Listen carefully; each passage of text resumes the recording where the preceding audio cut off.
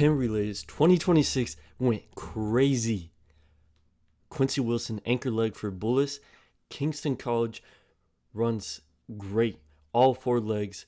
However, I'm going to review this. I'm going to talk about the conditions, what happened, and let's see. So from the start, the announcers are talking about Quincy Wilson. You know, they're just glazing. They're out there glazing. But I need to talk about one thing specifically here. Just look at this frame right here. And if you can, look at any of the puddles.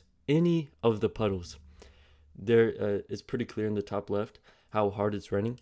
But it's pouring if you look up here. I don't know if you can see it, but it's just like kind of downpour. Everybody here in their ponchos. So it heavily favors American teams. And the weather, the temperature, it's about 45 degrees. I'm pretty sure it's about 45 degrees. So, you know, Jamaican teams who are used to it being 80 degrees, of course, they're used to rain. Okay, they have rain. They get a lot of rain in Jamaica, but they're not used to it being 45 degrees. However, if you're from Maryland, Virginia, Pennsylvania, you're used to running in these cold conditions, early spring. So this is this is a condition that heavily favors American teams, which kind of foreshadows what happens. All right. You got Bullis. He's either sophomore or freshman, but he's still a slider. So they have him wait for about 2 minutes, and they had him wait for I don't know, even like 10 minutes in the waiting room. Will Bullis be able to answer the call in Quincy Wilson's fourth and final chance? Well, they're going to have to They get in the blocks. So this is Quincy Wilson's last chance to win Penn Relays, because the last 3 years Jamaican teams have just been so good, so dominant. And if you've ever been at Penn Relays, the Jamaican spectators just get so hype, and it's so great. Like they bring such a great vibe to Penn Relays. So everyone gets out pretty well, and from the start here, it's not like you kind of see. Oh, Bullis looks so small compared to the guy in Jamaica College. Like, that guy's big. So is the guy in Kingston College. But what happens to this guy over here? What happens to this guy? He falls down. And, you know, if he somehow sees this, let me have your back here. So he falls down, and when his teammate is coming in over here, he gives a little shrug. But I'm pretty sure what happened is he tripped on the railing. There's a railing right here, and I assume is because of the conditions. It's cold, 45 degrees, very, very wet. It's hard to run. It's hard to sprint fast. So I assume he stepped on the railing. He kind of, he twisted his ankle a little bit, I feel like, where he lost balance. He may have injured himself a little bit, and I think that's why he fell. But either way, back to the main race. I thought that was really funny. So, you know, you think, oh, now Bullis isn't in that great of a position here. It looks like they're in second. But who do they have on second leg? Right. Cameron Homer. I mean, the Bulldogs just have dogs after dogs. Cameron Homer. What did he place? Like third or second at New Balance Indoor Nationals? They just have I mean, Bullis just produces athletes. And here you would think that Bullis is going to win, right? But Jamaica College comes from behind on the second leg. And it looks like he's just about to separate.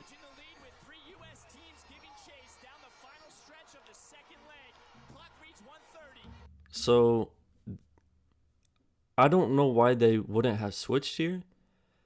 I assume that they've just been saying like, oh, if they're coming down, don't switch.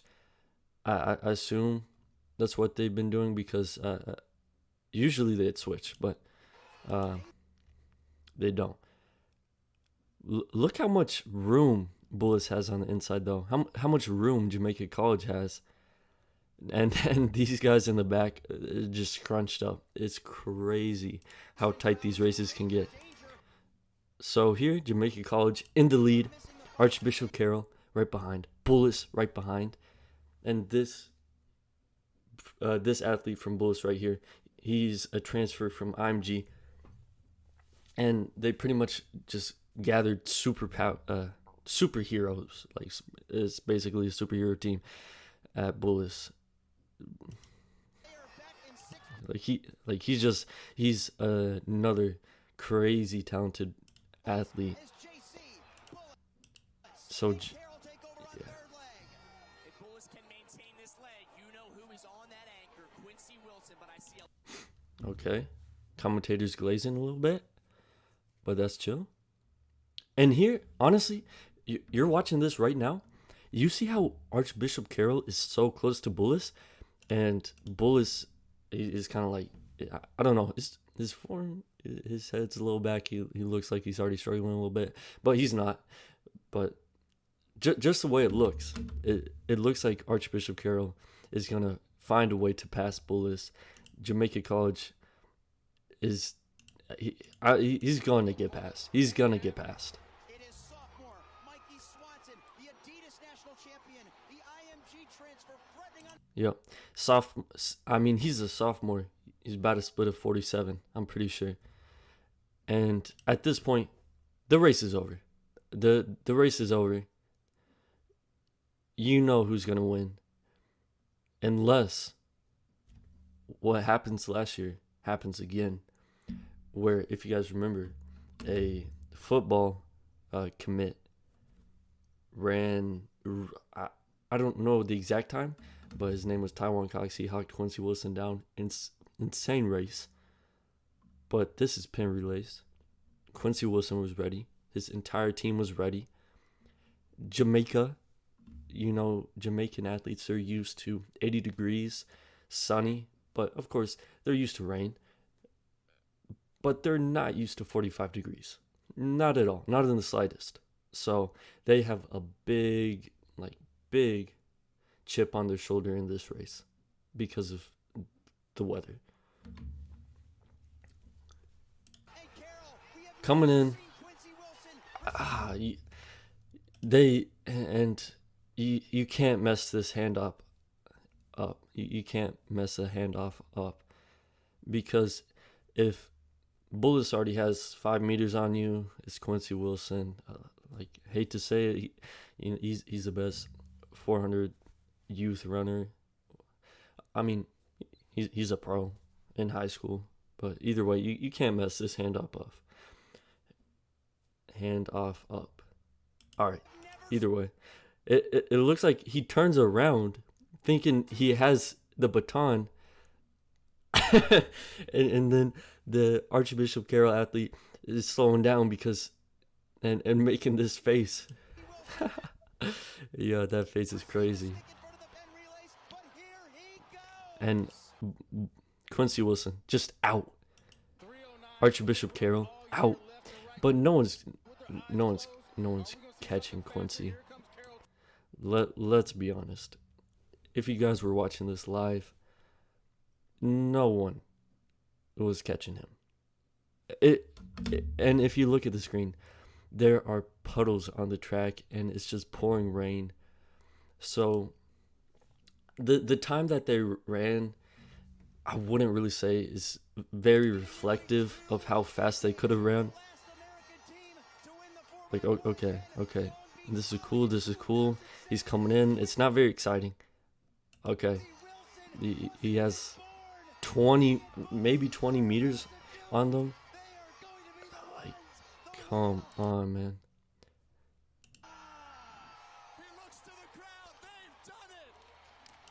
So, first team since 2007? Something like that. So, first team since American team since 2007 to win Penn Relays.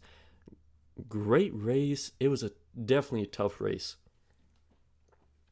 And the American teams 100% had a big advantage over the Jamaican teams. And you have Jamaica College, Kingston College, Excelsior, all powerhouses in Jamaica. But they just weren't able to execute here. And I'll make excuses for them. I'll say that it was 45 degrees. That's pretty big in sprinting. I'm pretty sure Bullis ran a 309 in prelims. Archbishop Carroll ran 310 in prelims. So they ran faster in prelims than they did in the finals, which is just, it reinforces how the weather played a role in this. And also Kingston College or a Jamaican team had a horrible handoff. I'm sure they got yelled at. Probably not. They had a strong talking to after that. But either way, just kind of a struggle for the Jamaican teams, I'll be honest. Heavily in Bullis' favor with the weather. And I'm just going to say this. I love when the Jamaican fans come on over. I was at Penn Relays, and the energy they bring is just so pure. That they love the fans who travel to Penn Relays who are from Jamaica. They just love the sport, and I'm not gonna guess why. Well, I think no, track and field sprinting is just such a core part. Well, maybe not such a core part, but it's a big part of their sporting culture, where the vibes they bring is just so great. I love Jamaican fans. I mean that's really kind of what I get from watching Penn Relays every time, is that the vibes they bring. If you've never been at a high level sporting event where pros are running, I would say if you want to go to a meet where the energy is high, go to Penn Relays, watch the high school boys 4x4, because just the energy on the track is crazy. If you ever get the chance to go to a track meet, go to Penn Relays. It's the energy that the fans bring. It's so high, like so amazing. But I'm sure it's a little less fun when it's 45 degrees and raining. So